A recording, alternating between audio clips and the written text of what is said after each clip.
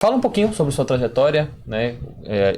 René estava lembrando aqui nos bastidores, foi um cara que passou por praticamente todos os cargos e funções ali no departamento de futebol, até foi pro campo. Conta pro torcedor que não conhece essa sua jornada. Pois é. Sou formado em Educação Física, entrei num clube de futebol no segundo período. Acho que eu não vou ser preso por isso, mas acho até que é ilegal, né? Então eu meio que fui fazer um estágio, né, na época como auxiliar técnico.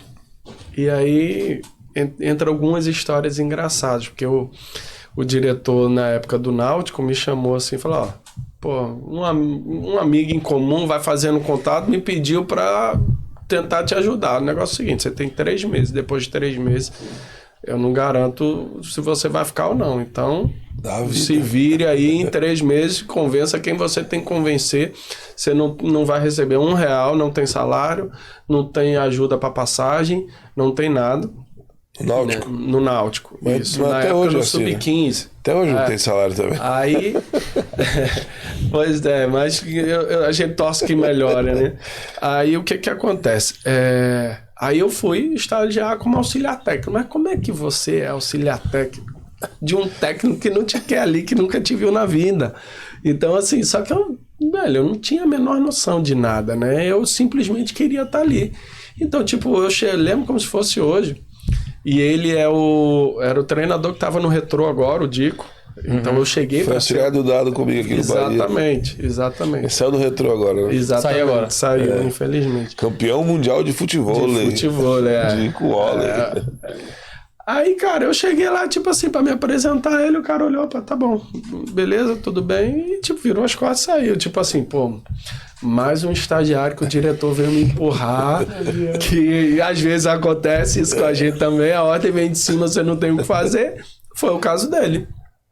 E, velho, eu, uma semana, e assim, trabalhava com a minha roupa e tal, e tipo assim, ficava fora do campo realmente assistindo o treino, não me envolvia em nada.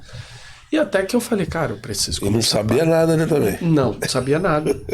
Não, assim, né, tinha jogado e tal, mas assim, tava no segundo período da faculdade. Falei, eu preciso dar um jeito de começar a me inserir, entrar e conquistar esses caras aqui. E aí eu comecei a realmente a me disponibilizar e a tentar passar a ideia para eles que eu queria muito estar ali. Então, tipo, a bola caía no mato, eu corria e pegava. Ele me chamava por algum acaso, eu ia correndo em vez de andando. Eu falei, não, eu vou correndo para ele ver que ele me chamou, eu tô indo correndo, não tô indo andando. Tô lá do outro lado, ele, tipo, acabou o treino, eu corria, recorria, ainda tem um pouco do espanhol. Eu pegava os cones, os pratinhos, juntava, sabe, para eles, pelo menos esse cara tá aqui, tá ajudando, sabe? E eu acho que ali, aos poucos, eu fui, daqui a pouco ele falou, tem apito, né? Apita aquilo ali pra mim. Aí, eu lembro como se fosse hoje. Cara, primeiro amistoso que mandar. Véi, apitar você amistoso. acha que apitar é fácil? Por isso que eu evito reclamar de juiz. Velho, apitar um amistoso do Sub-15, eu fiquei assim, mas eu fiquei mais nervoso. O cara de lá de fora, o pai xingava, o treinador xingava, eu não sabia o que eu fazia. O meu amigo, e assim, aquilo ali foi uma experiência a primeira vez, mas foi horrível, assim. Eu falei, meu Deus do céu, é muito difícil, eu não quero mais nunca apitar um negócio dele. Mas era a única função que eles começaram a me dar. Não tá, apita esse amistoso aí. Às vezes era o 15 contra o 17 e tal. E aí eu fui me aproximando até que no final passaram os 3, 4, 5 meses, a gente foi evoluindo na competição e que graças a Deus no final ele já estava me perguntando, me envolvendo no planejamento de treinamento, né, perguntando opinião em decisão de escalação, de substituição, e aí foi aos poucos eu comecei a surgir. Aí a partir eu entrei em março, eu acho. Chegou no final do ano, acabou as competições, o treinador do 17 não tinha auxiliar, me chamou para ser o auxiliar dele e aí já assinaram a minha carteira. Então assim, eu no terceiro período da faculdade eu já tinha a minha carteira assinada e aí foi quando foi bom, porque aí eu tive a segurança do emprego, da vivência eu conseguia pegar o que eu estudava e entender na minha realidade. Então, assim, porque você vai estudando é muita teoria. E na prática, muitas vezes, é totalmente diferente. Então, eu consegui visualizando e aí foi crescendo. De auxiliar técnico, comecei a organizar as coisas na coordenação e na supervisão da base. Aí já queriam que eu desse expediente na base de manhã, fosse pro treino à tarde, de noite fizesse a faculdade. Comecei a fazer isso. Aí veio o professor Didi Duarte, que é um cara que eu sou muito grato, para ser o coordenador da base. Já me pediu para ser o auxiliar dele na coordenação da base. E aí eu fui entrando sem querer nessa área de gestão. Até que o supervisor do profissional, que hoje está na seleção brasileira, Hamilton, amigaço meu, um cara que foi quem realmente me deu esse up de me levar pro profissional, falou assim, cara, eu preciso de alguém aqui no departamento de futebol do profissional com você, que seja organizado e tal, não sei o quê. E eu falei, puta, e agora? Eu amo estar no campo, eu amo dar treino, velho. Tipo, é muito prazeroso, né? Você ver a evolução, assim, coletiva do seu time, principalmente na base, que, pô, é muito bacana, é muito prazeroso. Só que eu acho que eu não ia ser um treinador tão bom assim, porque eu perguntei pra todo mundo e todo mundo falou, cara, vai. Falei, te empurraram pra outro caminho. Aí eu falei, cara, eu não quero ir não, mas tá todo mundo falando pra eu ir, eu vou. E aí me empurraram. Quando eu cheguei no departamento de futebol profissional para ser auxiliar do supervisor, com um mês ele recebeu a convocação da seleção brasileira.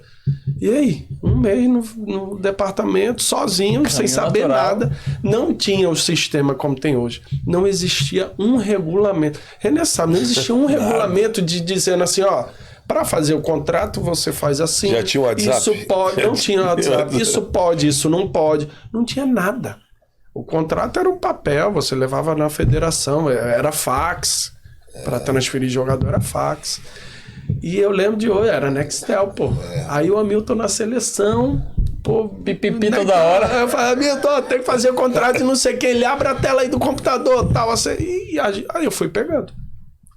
Aí supervisor, coordenador, gerente, saí como executivo.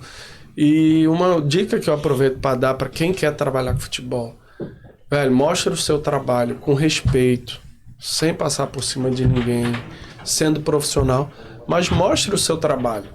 E eu acho que eu tive muito mérito nisso. Muita gente me pergunta, pô, mas como é que tu cresceu? Saiu de... Cara, eu tinha uma ideia, eu organizava e apresentava. Eu entrava no almoxarifado do clube, que era uma zona que tinha 30 carrinhos de feira lá, cheio de material, tudo já com traço estragado. Eu falei, pô, vou tirar foto disso aqui, vou organizar e depois vou passar um relatório para todo mundo ver quantas peças estragaram, quantos a gente tem. Porque isso ninguém tinha um controle. A pessoa falava assim, precisa de uma camisa. Entrava lá e pegava, não sabia se tinha uma, se era a última, ou se tinha mais 200, sabe? Então, tudo que eu ia fazendo, todas as ideias que eu tinha, eu ia organizando. Aí veio a questão da Copa, teve o benefício de se ter uma obra, construir um baita de um hotel, então você precisava criar processo também para organizar o hotel, e aí aos poucos eu ia tendo a ideia, apresentava, organizava, e a galera, aí chegava o executivo e falava, pô, esse cara é fera. Chegava outro, pô, esse cara é fera. Até que chegou o Kila que falou assim para mim, falou, velho, vem, e falou, você tem perfil, você cola aqui comigo. E assim, eu achava que ele queria se livrar, né? Mas eu hoje entendo que ele fazia, que é uma caixa que a gente precisa ter. Primeira coisa que ele falou assim, ó, você vai começar a ficar mais perto de mim. Tem esses 5 jogadores aqui que eu quero mandar embora. Aí eu falei, fudeu. Caralho, como é que eu já vou começar tendo que mandar jogador embora? Se eu tinha o quê? 26, 27, 28 anos, não lembro bem. Isso tudo no Náutico? Isso tudo no Náutico. Então, assim, cara, aí é na dor, assim. Pô, pega, negocia, liga para empresário e aí você vai pegando, você vai vivenciando. Aí depois o Kila saiu, aí eu assumi interinamente, né? Porque a gente, quando tem muito tempo de casa, é assim, né? Não, toma a bomba aí, né? Segura essa pica aí e te abraça. Porque uma você vai... são de vários. Dinheiro, remuneração a gente resolve depois. Pois é. Aí já veio outros executivos, aí eu comecei a me preparar, né, para isso. Pô, quando o executivo chegava, eu já tinha um relatório de resultados, de tudo que eu fazia, tudo. E aí veio o Alexandre Faria e tal, não sei o que, até que, não, você vai ficar. Aí não tinha remuneração. Aí eu falava, não adianta. Por exemplo, anos de 2015 e 2016, a gente ficou em quinto na Série B. Bateu na trave para subir. Eu fazia o papel de executivo, mas eu não aparecia. Quem aparecia eram os diretores estatutários. Porque, primeiro, que eu não queria aparecer. Né? Porque eu não queria me expor, porque eu ganhava, se eu não me engano, eu ganhava uns 4 mil reais na época. Sabe? Mas sou muito grato a eles pela oportunidade e pelo aprendizado também. Então, a gente bateu na trave e tal, não sei o quê. Acabou não subindo. 2016, veio Alexandre Faria, ficou, aí depois eu assumi. E aí 2016 para 2017 foi um ano terrível, que o clube teve 4, 5 presidentes no ano. Não tinha outro caminho a não ser o rebaixamento. Não tinha o que fazer. E aí foi quando veio, né, essa gestão nova, que ainda na Série B, eu comecei a planejar a Série C do Náutico em setembro, mais ou menos, assim. Porque, beleza, não tem mais como contratar, vamos focar em tentar livrar o time. Mas se não livrar, eu já tinha tudo planejado. Como eu acredito que deve ser, de pensar num modelo, de definir o perfil de jogador, a característica de jogador, com quem você quer trabalhar, a forma do jogador que você quer trabalhar. E ali, velho, para mim começou um ano de sucesso do meu trabalho, entendeu? Porque na Série C o Náutico nunca tinha vendido tanto, fez as maiores vendas da história do clube, ficou 16 jogos de vencibilidade, se eu não me engano, a maior da história. O Náutico nunca tinha vencido o Sport, fazia, 30 anos que não vencia o Sport numa final dentro da Ilha do Retiro. Venceu, perdeu nos pênaltis, mas venceu.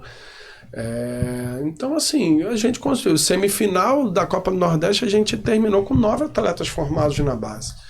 Então, assim, ali eu comecei minha trajetória. No ano seguinte, a gente conseguiu ser campeão, né, brasileiro da Série C. É um orgulho que eu tenho como o diretor executivo mais jovem a ter um título nacional. Quantos anos você tinha ali? 2019, eu tinha 33 para 34 anos. 33 anos. E aí foi quando, né, as coisas começaram, eu comecei a realmente me expor mais, e aí quando o resultado não vem, é normal, né? Acaba a gente entende que é nosso papel também assumir essa responsabilidade. Então a minha história foi a partir daí. Dali eu fui pro Paysandu. Pressão gigantesca. Nossa, ali é loucura também. Só quem sabe o que é Remy Paysandu é quem mora em Belém. E aí de lá fui no Paraguai, fiz a consultoria, que me oportunizou depois assumir como diretor de futebol do clube. Experiência sensacional, futebol totalmente diferente. Paraguai, terminou a jornada lá, voltou pro Brasil. Cara, e aí eu vou contar mais ou menos como foi a minha chegada no Vitória agora, né? Pra finalizar. Onde acontece. Voltamos a... Cara, eu tinha um acordo de poder passar 70 dias no ano. No meu contrato tinha isso, no Paraguai. Eu tinha 70 dias no ano para poder vir pro Brasil. Eu peguei mais ou menos as tabelas, as datas de campeonato, falou, 70 dias no ano, então vou passar uma semana no Brasil. Lá, como é um jogo por semana, então eu conseguia, e assim, óbvio, né, era um clube empresa, era um contexto totalmente diferente, né? Trabalhando num grande clube do Brasil, eu tenho a consciência que eu jamais poderia fazer isso, né? Até para não acharem que eu tenho essa ideia aqui. Porque nego é foda, corta aqui, depois bota lá, tá vendo? Uma semana ele não tá... Mas eu tinha, e aí, em um desses períodos, eu cheguei no Brasil foi num domingo, cara. A gente tinha jogado lá no sábado. Quando eu pousei em Recife, que eu tava indo ver meu filho, me ligaram, fica ligado no celular, que o presidente do Vitória vai te ligar. Aí eu, caraca, e eu tava no meio da BR, assim. Só que a minha sorte que entre Recife e João Pessoa, entre Recife e João Pessoa, que meu filho mora em João Pessoa, minha mãe mora em Goiânia, que é uma cidade no caminho, né? Aí eu falei, pô, vou parar em Goiânia e vou esperar a ligação. Sendo que isso, óbvio, eu já tinha o desejo, eu já sabia que Vitória estava sem executivo e, velho, eu tava muito afim de vir. Então, assim, eu tava mexendo todos os pauzinhos possíveis e impossíveis para conseguir ter uma oportunidade de ser entrevistado pelo presidente. Era só isso que eu queria. Porque eu tinha a convicção, e eu tenho muito essa convicção. Sempre falei isso. O presidente que me entrevistar, ele vai me contratar, eu tenho convicção disso. E aí, enfim, quando eu cheguei, o Fábio ligou, porra, você sabe e tal, pô, uma história triste. Né, o Vitória dispensa comentários como clube, e a gente precisa de alguém realmente que consiga, basicamente, colocar, né, passou, óbvio que a conversa foi mais longa, mas enfim, aí quando ele me abriu a palavra, depois acho que de uns 20 minutos de conversa, eu falei, presidente, eu vou pegar um voo e vou em Salvador amanhã. Isso era um sábado, desculpa. Isso era um sábado, eu falei que era domingo. Amanhã, domingo, o senhor pode me receber aí, eu pego um voo, eu vejo agora o primeiro voo que tem de Recife para Salvador e a gente conversa pessoalmente. Porque eu queria gerar... eu sabia que ele não me conhecia. Eu sabia que, teoricamente, para a torcida do Vitória, meu nome era pequeno. Eu sabia disso tudo, então eu precisava sentar frente a frente com ele, com o Djalma, com o Maneca, com o Thiago, para eles verem em mim essa segurança e eu consegui de fato essa vaga, porque enfim, o Paraguai foi fantástico para mim, mas era mais distante da minha família, eu não tava feliz. Eu exerci o meu trabalho com muito profissionalismo, mas não estava feliz, eu tinha muito desejo de voltar para o Brasil. E aí eu vim para cá. Quando eu vim para cá, que eu posei no outro dia, o presidente me pegou, a gente sentou, conversou. E aí, quando eu saí daqui, eu já saí com tudo fechado.